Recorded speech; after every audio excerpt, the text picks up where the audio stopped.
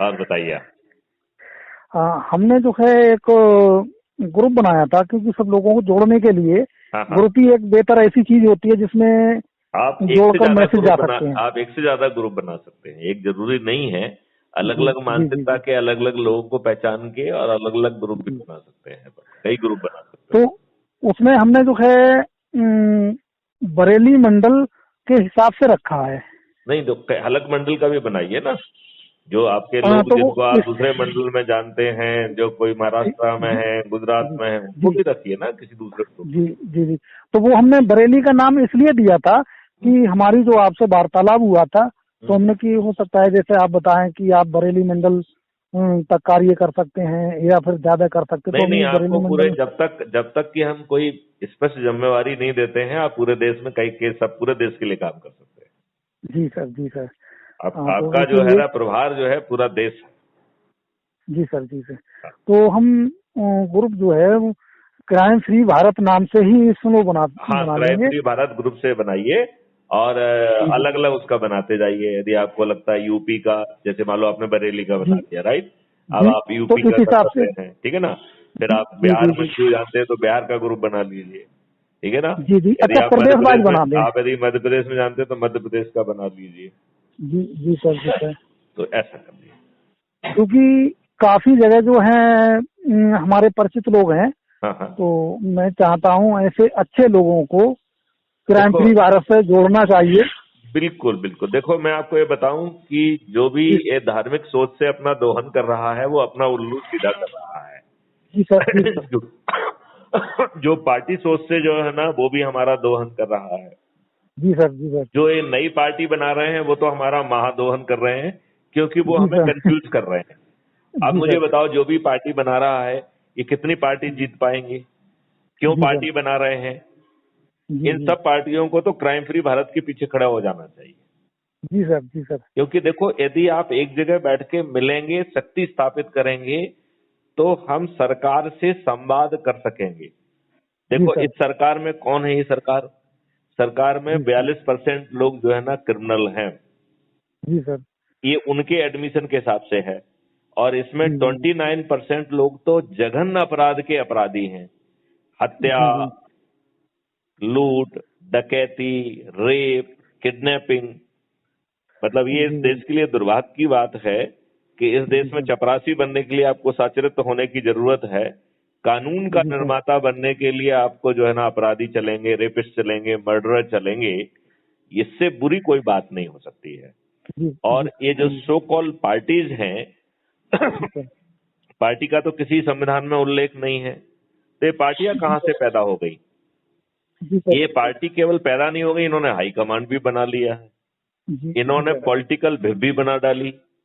जी sir. इन्होंने अपना जो है पार्टी डिसिप्लिन भी बना डाला, ठीक है ना। जी सर।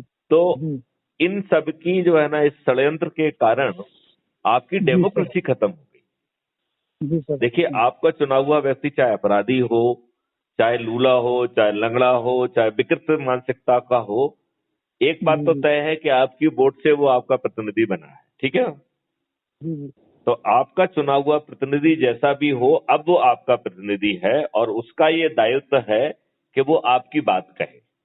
डू यू जी एग्री विथ सर। मी? आप जी मेरी जी बात से सहमत हैं हसन जी? जी जी सर। जी सर। अच्छा, ठीक है। तो आप मेरी बात से सहमत है, तो मैं इस बात से आप सहमत हैं कि जो आपका चुना हुआ प्रतिनिधि है उसे आपकी बात कहना चाहिए, लेकिन वो नहीं कह पा रहा है आपकी बात। नहीं कह पाता। क्योंकि इसलिए नहीं कह पाता है क्योंकि वो पार्टी जो है ना विप से बंधा हुआ है। यदि वो आपकी बात कहेगा तो उसे मेंबरशिप खत्म हो जाएगी उसकी, राइट। निकाल दिया जाएगा। करेक्ट। जी अब आप बताइए कि यदि वो पार्लियामेंट के बाहर भी आपकी बात नहीं कह पाता है, वो टीवी डिबेट में आपकी बात नहीं कह सकता है, वो सभाओं जी में सर। आपकी बात नहीं कह सकता है, क्योंकि यदि उसकी बात जो है वो पार्टी डिसिप्लिन को यदि नहीं भाई, तो उसको 2 मिनट जी में वो प्राइमरी मेंबरशिप से भी बाहर कर देंगे। बाहर कर दिया जाएगा। तो जो ये 42% अपराधी हैं जी सर। जो कि इंजॉय कर रहे हैं लाइफ को, जी जी वो अपना जो भी उनको मिल रहा है उसका जी जी एंजॉय करना चाहेंगे ना। जी जी। Do you agree with me और नॉट? हाँ, ये बात राइट है। ठीक है ना। तो इसका मतलब है इस पार्टी तंत्र ने आपके प्रजातंत्र की हत्या कर दी। जी जी। तो अब जो है ना मेरा अब समय आ गया है कि हम जी जी इस पार्टी तंत्र को हटाएं। पार्टी जी तंत्र सर। में जो है ना चरित्र निर्माण करें, बात करें, अच्छे व्यक्तियों को सामने लाएं, एक पाठशाला के बतौर रहें।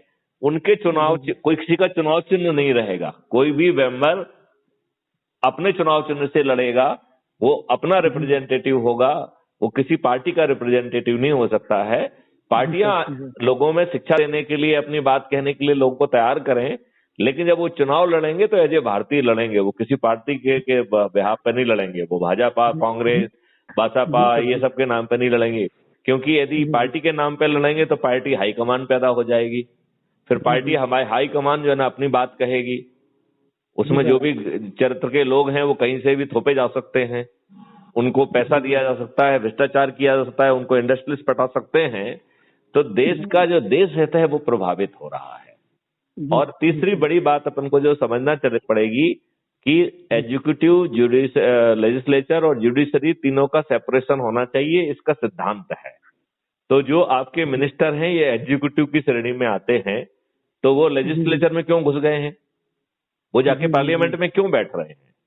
तो ये जी समय आ जी गया है जब हम एग्जीक्यूटिव को पूर्णतया अलग करें। एक बार वो मंत्री बन गए तो वो पूरे, मैं तो कह रहा हूं 5 साल की जगह 4 साल ही होना चाहिए, पूरे 4 साल वो मंत्री रहेंगे।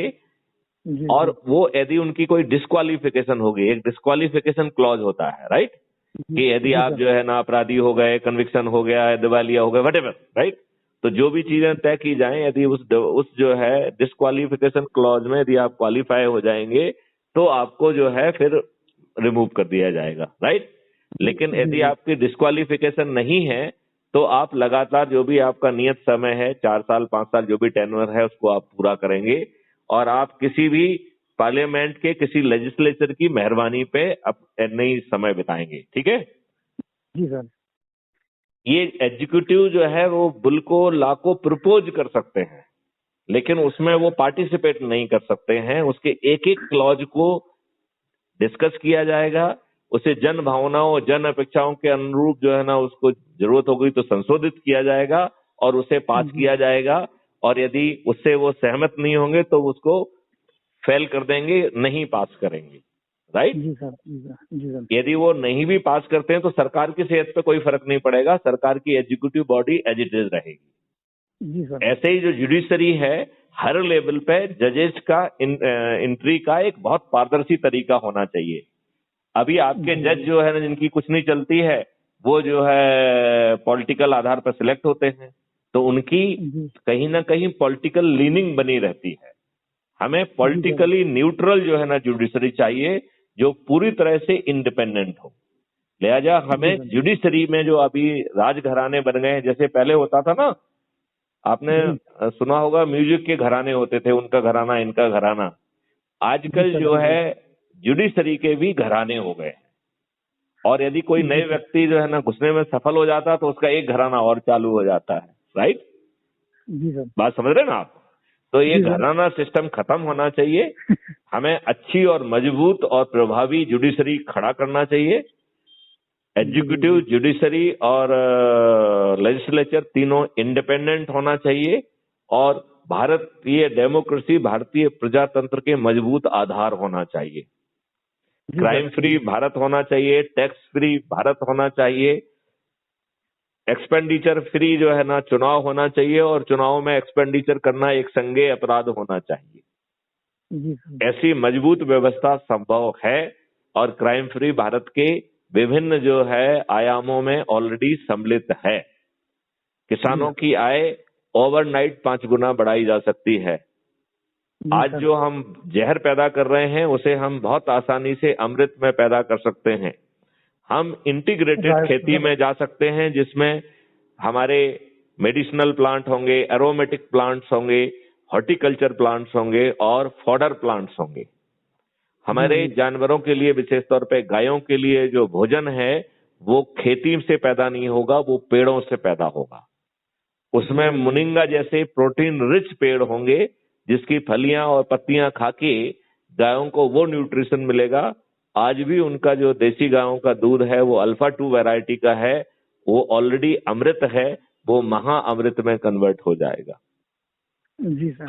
हमारे उसमें किसी भी केमिकल फर्टिलाइजर और पेस्टिसाइड का यूज नहीं होगा, हमारे उसमें माइक्रोब्स का यूज होगा, जीवा अमृत का यूज होगा। और जीवा अमृत में जो आपको शायद मालूम हो या नहीं मालूम हो, हमारे गुजरात के गवर्नर हैं, उन्होंने बहुत अच्छी किताब लिखी है और उन्होंने ये बताया है, वो भी रिसर्च के बाद, कि गाय के 1 ग्राम गोबर में 3 करोड़ जीवाणु होते हैं जो बहुत जल्दी जो है हमारी मिट्टी की उर्वरकता को स्थापित कर सकते हैं।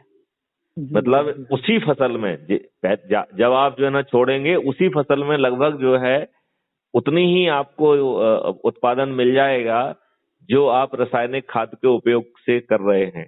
तो आपको जो ना पैसा भी नहीं लगेंगे और उत्पादन भी उतना बना रहेगा और अगली फसल से 10 या 15% हर फसल में बढ़ेगा।